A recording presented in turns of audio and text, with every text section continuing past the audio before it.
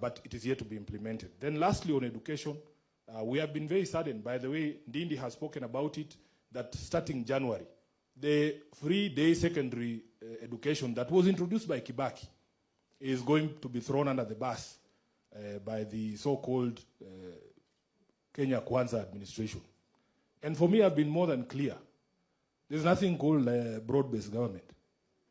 The government in power today is a Kenya Kwanza government. Even if Sifuna is appointed to that government, I am going to serve Ruto and his government and implement policies. You don't see those people implementing ODM policies. See, we promised that we would be giving you 6,000 every month if we got into power. Have you seen that money? So it is not the ODM manifesto. That is the Kenya Kwanza manifesto they implemented. There is solutions that have been proposed in this report. And I want to say one thing about the generation of leaders seen here, Oli, myself, and Ndindi, is first of all, good leaders must accept that there are things that you don't know, that you have certain blind spots, that there are experts and people who can give you the knowledge and the data, and that there are solutions that are progressive solutions that you can actually adapt and save the country. The problem is we have people in office who are know-it-alls. He knows everything. He's farmer number one, doctor number one. He is the one who knows, he says his aggregate smarts is more than all the previous presidents combined. Who told you?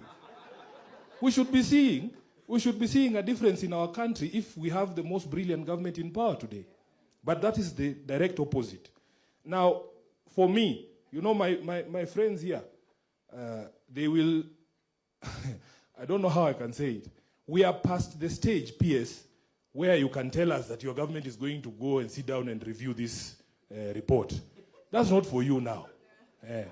That is for us. That is for us. Because with less than 18 months to the next general election, if you are still reviewing these things now, then we have lost our way. I remember there was a time when China told us how many people they have in poverty.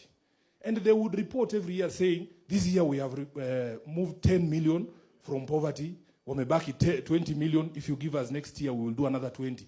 Until they exhausted everybody who was there. That's the sort of conversations we want. But I want to challenge you, Ndindi. At this particular point, don't look to this government to do anything. We have to prescribe a solution. And there's only one solution.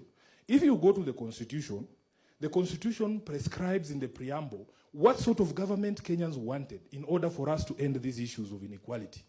It wanted a government based on 6 essential values. And the first one is human rights. The second one is equality. The third one is freedom. The fourth one is democracy. Fifth is social justice. And the last one is rule of law. That is the criteria for a government.